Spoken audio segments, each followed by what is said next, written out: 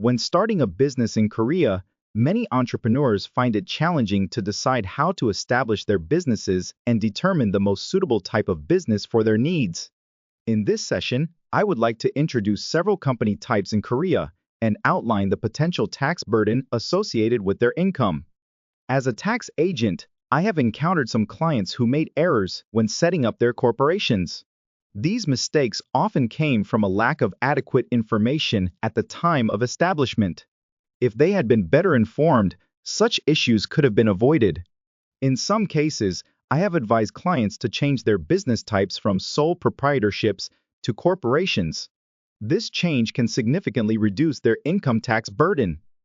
Basically, the first decision when choosing a company type is whether to start the business as an individual or as a corporation. The most significant distinction between these two options is in their tax obligations. Individuals are subject to income tax, while corporations are required to pay corporate tax. If you operate your business as an individual, there are two primary options: working as a freelancer or running a sole proprietorship. One of the key differences between these two lies in how taxes are handled when you generate sales. As a freelancer, when you earn income from a client, the client is required to deduct 3.3% from the payment as withholding taxes. This means you receive 96.7% of the invoiced amount, while the remaining 3.3% is retained by the client. This process is known as withholding. The client then remits this 3.3% to the relevant authorities, 3% to the National Tax Office, and 0.3% to the local government office. If you operate a sole proprietorship company, the tax office will issue you a business registration number. With this number, you must log in to the HOMATAX system, the official website of the Korean Tax Office. To access this system, you will also need a digital certificate. Whenever you generate sales, it is mandatory to issue VAT receipts or cash receipts through the HOMATAX system. There are several types of corporations. 1. Liaison office, non-commercial activities only such as communication, coordination, market research, R&D, information gathering. 2. Branch office, an extension of a parent company established in a different location. 3. Partnership company, limited partnership company, limited liability company. 4. Stock company, limited company. Among the above corporations, the most common choices are stock companies and limited companies. I would like to explain the key differences between a stock company and a limited company, focusing on the practical aspects. In Korea, there are two main types of legal experts who assist with corporate matters: lawyers and judicial agents. When foreigners discuss corporate establishment with legal experts, they usually recommend setting up a limited company. This is primarily because establishing a limited company is simpler and requires less administrative effort compared to a stock company. However, from a business perspective, the ease of establishment should not be your main concern. You need to select a suitable type for your business. The primary reason legal agents often recommend establishing a limited company is due to the mandatory requirement of having a non-shareholding director or auditor for a stock company. In Korea, a stock company must appoint at least one non-shareholding director or auditor at the time of its establishment. If you are unable to find someone willing to serve as your company's director or auditor, you cannot proceed with the establishment of a stock company. Naturally, you might ask the legal agent assisting you to take on the role of your company's auditor. However, from the legal agent's perspective, serving as the auditor for multiple client companies presents significant risks and responsibilities, making it an undesirable position. For this reason, legal agents usually prefer and recommend establishing a limited company. According to the Commercial Act in Korea, the maximum term for directors and auditors in stock companies is 3 years. This means stock companies must reappoint their directors and auditors every 3 years to comply with the law. In contrast, limited companies do not have this restriction.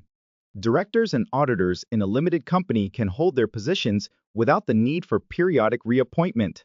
For individuals running a small-sized business independently or with family members, a limited company is more advantageous due to the absence of such legal requirements.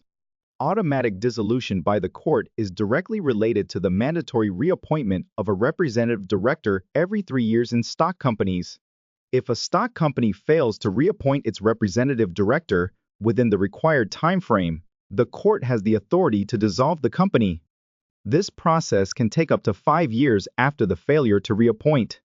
Therefore, if a stock company does not fulfill this obligation, it may face automatic dissolution by the court approximately 8 years after its establishment or the last reappointment of its representative director.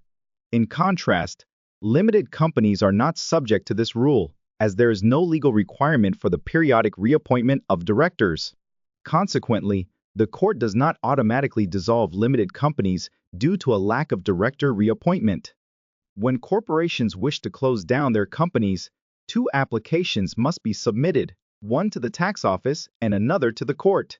Tax office closure is free of charge and very quick. Closing a corporation through the court is more complex and requires both time and considerable expense. If my clients operate stock companies, I often advise them to simply stop appointing a representative director and leave the company inactive. Over time, the court will automatically dissolve the company, eliminating the need for costly legal process. For limited companies, liquidation is a different matter.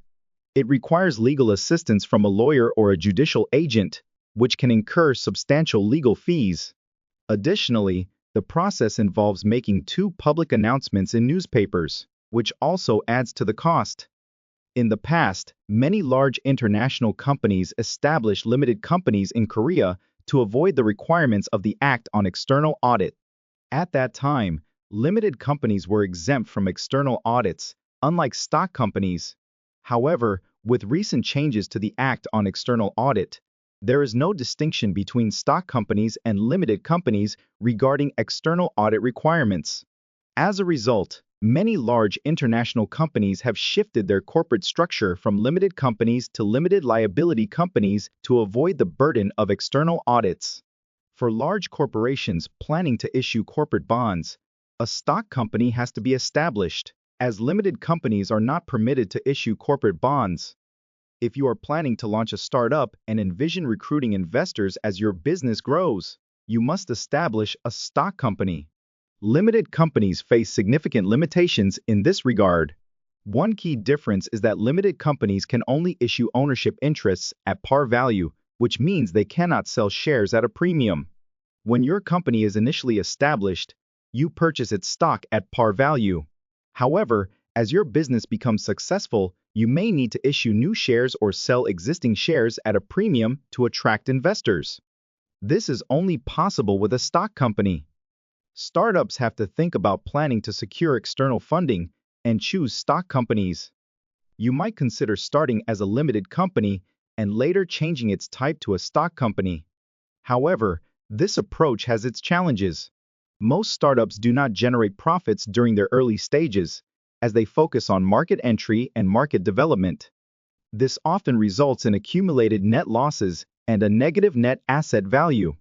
If your company has negative net assets, you cannot convert a limited company into a stock company under Korean commercial law. The following chart illustrates the tax brackets for income tax and corporate tax in Korea. At first glance, the structure may seem complex and difficult to understand. The income tax brackets are narrower and have relatively high tax rates, which can result in a significant tax burden. The corporate tax brackets have 4 rates: 9%, 19%, 21%, and 24%. I showed 2 lower rates only on the chart. To simplify this, let's consider 3 scenarios. Assume that your tax bases are 100 million won, 200 million won, and 300 million won. By comparing these cases, we can better understand the differences in tax burdens between income tax and corporate tax. When you have 100 million won tax base, your income tax amount is 21.560 won, and your corporate tax amount is 9,900,000 won. When you have 200 million won tax base, your income tax amount is 61,666,000 won, and your corporate tax amount is 19,800,000 won. When you have 300 million won tax base, your income tax amount is 103,466,000 won, and your corporate tax amount is 40,700,000 won. In conclusion, choosing a corporation over a sole proprietorship can lead to significant tax savings. This is one of the primary reasons why larger companies favor the corporate structure over sole proprietorships. By choosing a corporate structure, businesses can take advantage of lower tax rates.